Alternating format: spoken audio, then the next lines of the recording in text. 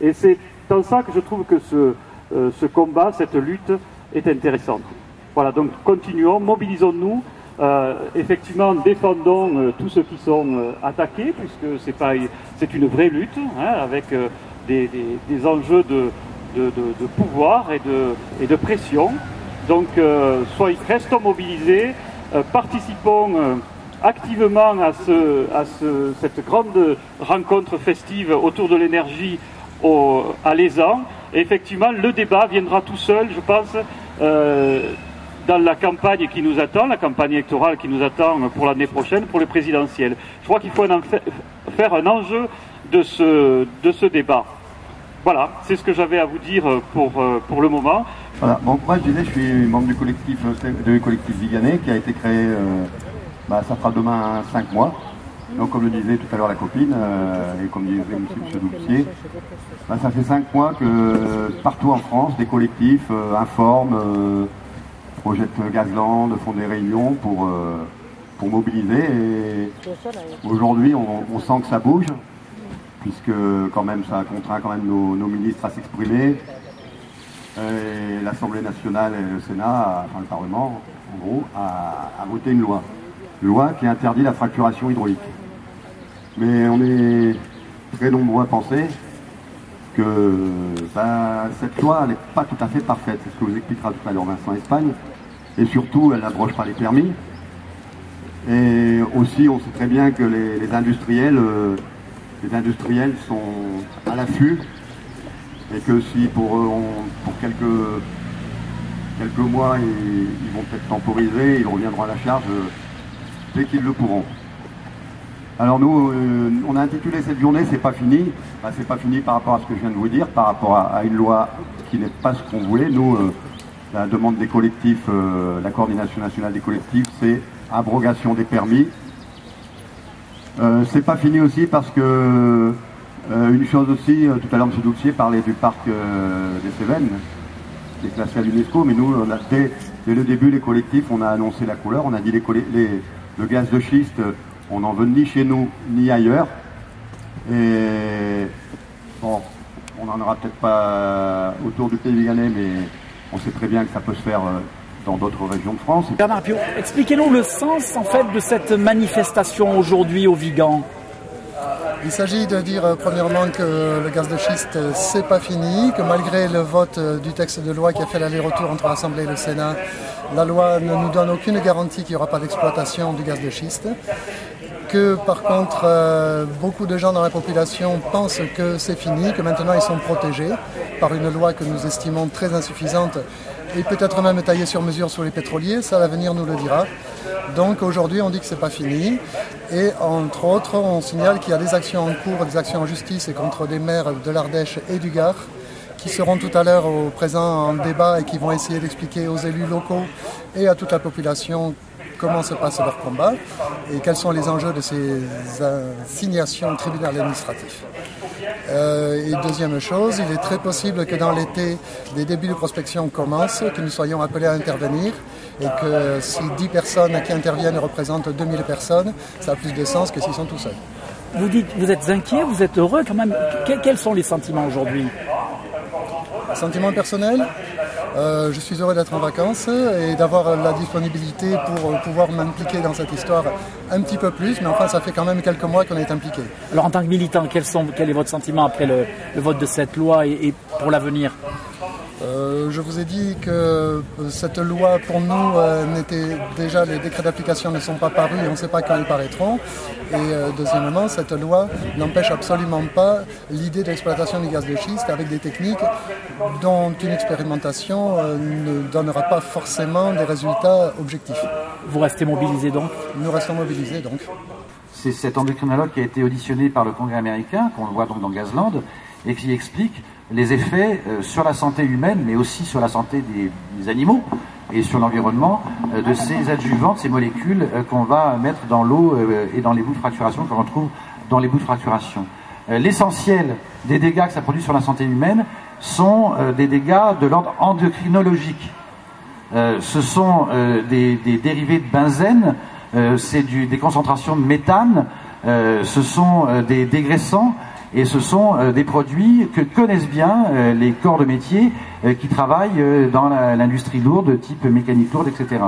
Donc, ben voilà, qui dit perturbation endocrinologique dit on touche aux nouveau-nés, on touche aux êtres intra-utérins au moment de la formation du bébé, et puis ben, des tas de gens sont sensibles aux métaux lourds, par exemple. Des tas de gens, et pour cause, sont sensibles aux métaux, aux particules radioactives, aux isotopes. À partir du moment où on commence à forer et qu'on sait que les couches profondes d'eau, les nappes phréatiques dites fossiles ou primaires, contiennent naturellement des métaux lourds, naturellement des isotopes. Ce sont des molécules qu'on trouve et qu'on respire aujourd'hui dans des quantités très faibles et avec lesquelles nous vivons. Mais si ces molécules, si ces éléments, ces minéraux contenus à forte concentration dans les nappes les plus profondes, et que ces nappes les plus profondes, par le biais de la fracturation provoquée, communiquent avec les nappes dans lesquelles nous nous servons de l'eau, ben, les métaux lourds vont se mélanger et puis remonter au sous-sol, et petit à petit, des années peut-être après, eh bien, les populations, les animaux vont commencer effectivement à consommer ces métaux lourds. Dans le film de Gazland, il y a une image qui est frappante, c'est ces deux poneys qui perdent leur poil à vitesse grand V. On a injecté dans les sous-sols de ces puits des adjuvants chimiques, et quelques semaines, quelques mois après, eh bien, les animaux perdent leur poil, perdent l'appétit, etc. Vous vous souvenez dans Gazland les effets sur la psychologie, sur ces gens qui sont en dépression, qui n'ont plus faim, etc. Donc c'est des pathologies qui sont lourdes et qui viennent très tardivement. Il y a une autre chose qui était patente aussi, c'est que le taux de particules radioactives, d'isotopes, a brutalement augmenté dans l'eau potable de New York, qui est considérée comme une très bonne eau dans le monde et une des meilleures dans le monde. C'est le bassin hydraulique de la Pennsylvanie, qui est un énorme bassin hydraulique qui alimente l'eau potable de la ville de New York. Et bien ces isotopes, figurez-vous que ce sont des traceurs qui ont délibérément été mis dans l'eau pour suivre justement ce qu'allait devenir cette eau et le gaz et les particules les particules chimiques qui sont mélangées. Donc délibérément, ils ont mis des isotopes radioactifs pour suivre ces eaux et qu'on retrouve aujourd'hui dans l'eau potable de New York. Et ils ont commencé à percer il y a combien de temps, Pennsylvanie ? 2006, 2007, 2008. Donc ça met un certain temps voilà. Donc de toute façon, il n'y a même pas à se poser la question. Quand on voit les images de Gazland, ces produits sont très dangereux. Je vais surtout vous dire un petit peu ce qui m'est arrivé, parce que je ne pensais pas, en prenant un arrêté qui me paraissait de bon sens, c'est-à-dire protéger la santé des habitants, protéger l'environnement.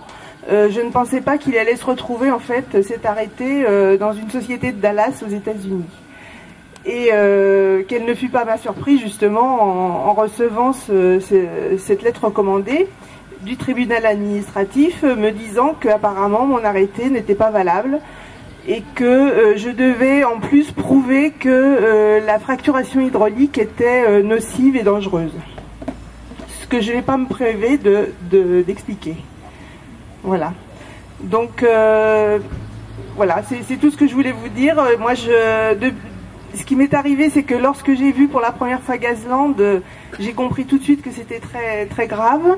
Je n'avais pas été du tout contactée par aucune société, ni au niveau du gouvernement pour ça. Et en fait, je l'ai fait de moi-même et en pensant faire une action positive et pour le bien commun. Voilà. Je suis Joël Jolivet, je suis maire de Tarot. Et en même temps un peu hydrogéologue, de temps en temps au CNRS. Donc il n'y a pas un brin de roche sédimentaire dans cette commune. C'est que ce qu'on appelle les schistes, les fameux schistes de nos Cévennes, mais qui ont été tellement essorés, métamorphisés, qu'ils n'ont plus rien dans le ventre.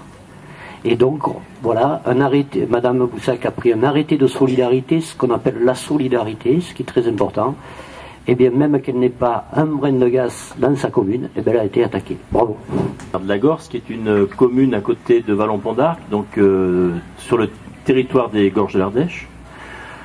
J'ai pris un arrêté, effectivement, également en début d'année. Vous savez, en Ardèche, la mobilisation citoyenne a été très forte, puisque nous nous sommes retrouvés en quelques semaines à une manifestation où nous étions plus de 15 000. José était là, toi aussi, tu étais là, Joël ?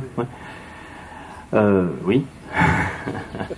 Ça a été un grand moment, et c'est vrai qu'à ce moment-là, nous élus, on s'est dit il faut qu'on accompagne ce mouvement citoyen, c'est notre devoir, c'est notre rôle.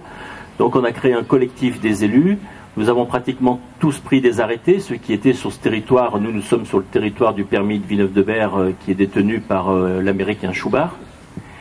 Et effectivement, tous les maires qui ont pris des arrêtés ont des requêtes au tribunal administratif pour excès de pouvoir. L'avocat de Schubart nous a même traité d'extrémistes. Il a dit en fait qu'après on avait été abusé par plus extrémistes que nous et que ces arrêtés étaient simplement pour nous remettre dans le droit chemin, pour essayer de nous reformater parce que nous nous étions égarés. Donc bon, nous sommes toujours très unis. Le collectif est en train de se transformer en association, ce qui nous permet de lever les fonds puisque chaque commune a délibéré pour réserver sur son budget 50 centimes d'euros par habitant. Ce qui va nous permettre de faire un emploi prochainement pour avoir une personne qui va traiter un peu notre secrétariat et va nous aider, notamment aussi pour faire le lien avec tous les autres collectifs, toutes les autres demandes que l'on a des départements voisins et pour pouvoir faire le lien avec le collectif et puis être également en état de veille, puisque nous savons pertinemment que si les industriels s'intéressent à notre territoire, s'ils s'y intéressent de près, tôt ou tard, ils arriveront. Donc il faut que nous soyons toujours sous vigilance. Voilà. C'est que la facturation, et à partir de là, interdit ou autoriser un certain nombre de choses. Mais on ne fait pas du texte législatif à l'envers. Sinon, c'est la porte ouverte à n'importe quoi. Et en plus, il va falloir détricoter dans un an ce qu'ils ont tricoté aujourd'hui. Alors, il y a une petite question aussi. Il y a des forages qui se font en mer, Méditerranée. Bon, il y a des forages qui se font en mer, qui vont se faire. Et puis,